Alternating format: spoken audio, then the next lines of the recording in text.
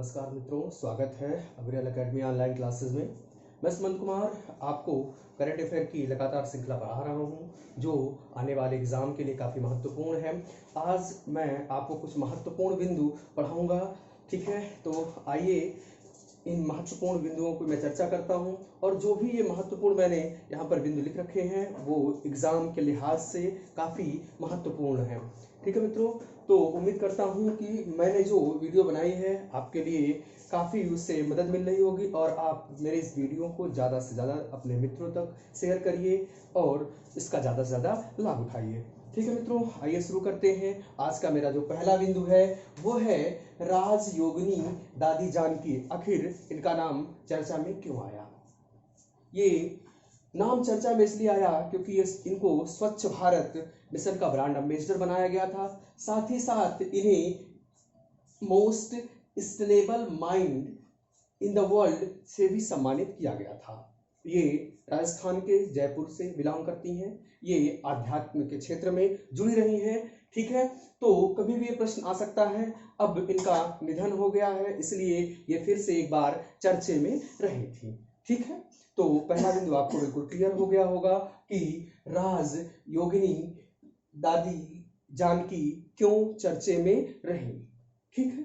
आइए दूसरे बिंदु पर नजर डालते हैं। हम सभी को पता है कि जो कोरोना बीमारी है उसका जो वायरस है उसका वैज्ञानिक नाम, तो मैंने यहाँ पर दूसरे बिंदु में इसी का जिक्र किया है कि जो कोरोना है सार्स कोव 2, अगर कभी भी पूछा जाए कि जो कोविड-19 जो है उसके जो वायरस जो फैलाने वाला वायरस है उसका वैज्ञानिक नाम क्या है, तो यहाँ पर मैंने उसका जिक्र किया है अपने दूसरे बिंदु में। जो कोरोना फैलाने वाला जो वायरस है या कोविड-19 से फैलने वाले रोग का वायरस का नाम सार्स कोव 2 है, ठीक है। क्लियर है, ठीक है। आगे चलते हैं। अगर हम बात करें प्रधानमंत्री care fund PM care fund की, तो इस फंड में कौन कौन शामिल है ये काफी चर्चे का विषय है और इसे जानना बहुत ही जरूरी है। आइए इसको समझते हैं। PM care fund, PM care fund में जो अध्यक्ष हैं वो हैं प्रधानमंत्री, ठीक है। और इनके सदस्य कौन, तो इनके सदस्य की अगर हम बात करें तो वित्त मंत्री, रक्षा मंत्री और गृह मंत्री, ठीक है। रक्षा मंत्री, गृह मंत्री और वित्त मंत्री इसके सदस्य हैं, ठीक है। कभी भी प्रश्न बनेगा तो इनमें पूछा जाएगा कि प्रधानमंत्री केयर फंड के सदस्य कौन नहीं है, तो आप अच्छे से इसे ध्यान से इसे नोट कर लीजिए, इसे समझ लीजिए कि सदस्य कौन है। अगर हम चौथे बिंदु पर अगर हम बात करें कि आखिर गीता राम जी चर्चे में क्यों है। गीता राम जी का हाल ही में निधन हो गया था। जो गीता राम जी हैं ये एक विशाल वैज्ञानिक थे, ठीक है। अब इनका कोरोना संक्रमण की वजह से इनका निधन हो गया है। तो कभी भी प्रश्न बन सकता है कि हाल ही में भारत के जो कोरोना संक्रमण से किस विशाल वैज्ञानिक का निधन हो गया, तो उसमें आप जो जवाब होगा गीता राम जी, ठीक है। आइए पांचवें बिंदु पर बात करते हैं। पांचवें बिंदु पर अगर हम बात करें चेरनोबिल, वैसे तो चेरनोबिल काफी चर्चे में था और रहता भी है, क्योंकि 1986 में जो यूक्रेन में ये चेरनोबिल है वहां पर एक परमाणु संयंत्र की एक बड़ी घटना हुई थी। एक बड़ी घटना होने के कारण ये उस समय उस सदी की एक बड़ी घटनाओं में बेशुमार था, ठीक है। वर्तमान में यह फिर से चर्चे में क्यों आया, बिंदु यह है। तो अभी वहां के जंगलों में आग लग गई थी, तो चेरनोबिल कहां पर है, यूक्रेन में। क्यों चर्चे में आया, जंगलों में आग लगने के कारण। तो ये जो प्लेस है ये काफी महत्वपूर्ण है, इसकी घटना भी काफी महत्वपूर्ण रही है, ठीक है। तो इसलिए ऐसे चर्चित बिंदु जो एग्जाम है उसमें आते रहते हैं, ठीक है। अगला जो बिंदु है कि प्रवीण राव आखिर चर्चे में क्यों आए, तो प्रवीण राव को नासकाम का क्या बना दिया गया है, अध्यक्ष। सीधा सीधा आपको याद रखना है कि नासकाम का अध्यक्ष किसे बनाया गया, तो प्रवीण राव को, ठीक है।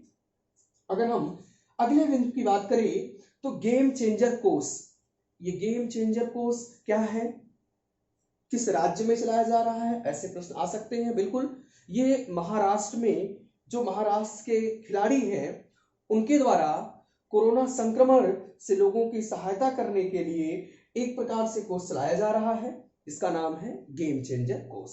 ध्यान रखिएगा, ये महाराष्ट्र के खिलाड़ियों द्वारा चलाया जा रहा है। ठीक है, अगले दिन की बात करें, विश्व स्वास्थ्य दिवस। विश्व स्वास्थ्य दिवस, विश्व स्वास्थ्य दिवस प्रत्येक वर्ष 7 अप्रैल को मनाया जाता है। इसका प्रमुख कारण यह है कि 7 अप्रैल 1948 को WHO वर्ल्ड हेल्थ ऑर्गेनाइजेशन विश्व स्वास्थ्य संगठन की स्थापना की गई थी, जिसका मुख्यालय जनेवा में है। अब बात आती है कि ये 2020 में जो इसका थीम था वो क्या था, बड़ा ही महत्वपूर्ण बिंदु है। तो नर्सों और मिडवाइफ की सहायता, नर्सों और मिडवाइफ की सहायता। थीम इसलिए मैं जिक्र करता हूं क्योंकि ये जो भी हमारे एग्जाम है उनमें ये पूछे जाने के चांसेस बहुत रहते हैं, पूछे भी जाते हैं। ठीक है, तो 2020 में क्या थीम रही है, नर्सों और मिडवाइफ की सहायता। ठीक है, और आप कमेंट बॉक्स में ये बताइएगा कि WHO के प्रमुख कौन है, वर्तमान में WHO के प्रमुख कौन है।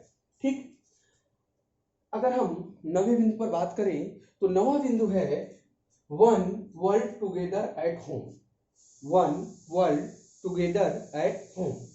ठीक है, ये WHO और ग्लोबल सिटीजन द्वारा एक वैश्विक फंडिंग अभियान है। किसके द्वारा, WHO प्लस वैश्विक सिटीजन द्वारा एक चलाया जा रहा वैश्विक फंडिंग अभियान है। इस अभियान में भारत की ओर से शाहरुख खान और प्रियंका चोपड़ा शामिल हुई। कौन शामिल हुआ, तो शाहरुख खान और प्रियंका चोपड़ा।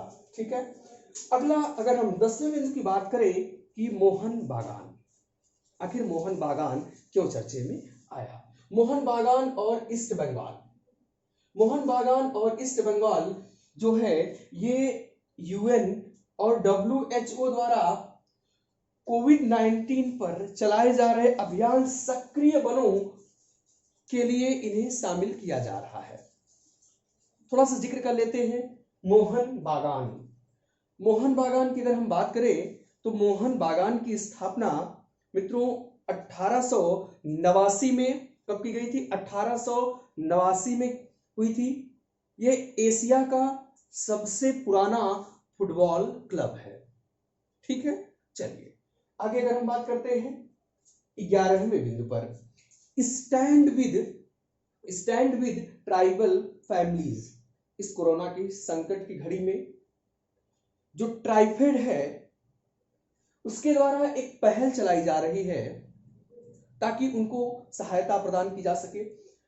इस पहल में स्टैंड विद ट्राइबल फैमिलीज, इस पहल में शामिल किया गया है, इस पहल में जो शामिल किया गया है वो है उस फाउंडेशन का नाम है आर्ट ऑफ लिविंग फाउंडेशन। काफी महत्वपूर्ण है, जब ये प्रश्न पूछा जाएगा तो इसमें स्टैंड विद ट्राइबल फैमिलीज में किस फाउंडेशन को शामिल किया गया, आर्ट ऑफ लिविंग।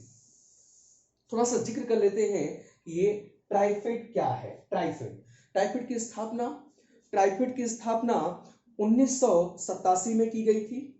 इसका उद्देश्य था कि जो जनजातीय लोग हैं, जो इनके उत्पाद हैं, उनको बेचने के लिए एक प्लेटफॉर्म है ये, ताकि बिचौलियों का काम यहाँ पर समाप्त हो जाए और उनको उचित मूल्य मिल सके। सरकार की एक पहल है ट्राइफेड। ठीक है, इस तरीके से नफेड भी स्थापना की गई थी, उसकी स्थापना 1958 में की गई थी। ठीक है, आगे बात करते हैं गगनयान परियोजना, काफी इंपॉर्टेंट है। 2021 में प्रस्तावित अंतरिक्ष में भारत का पहला मानव मिशन है।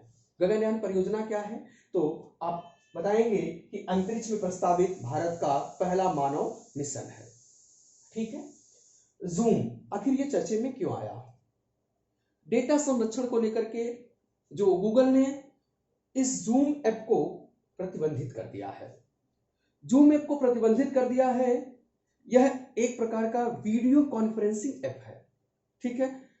तो सरकार गूगल ने इसको क्यों प्रतिबंधित कर दिया है? तो डेटा संरक्षण के लिए गूगल ने किस ऐप को प्रतिबंधित किया? आपका जवाब होगा जूम।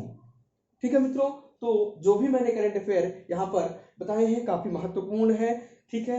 आप इन्हें अच्छे से नोट करते चलिए और इस वीडियो को ज्यादा से ज्यादा अपने मित्रों तक और दोस्तों और अन्य लोगों को, जिनको भी जो अध्ययन से जुड़े हुए हैं, उन सभी को सभी को क्या करिए, आप शेयर करिए और आप अपनी प्रतिक्रिया जरूर दीजिएगा। धन्यवाद।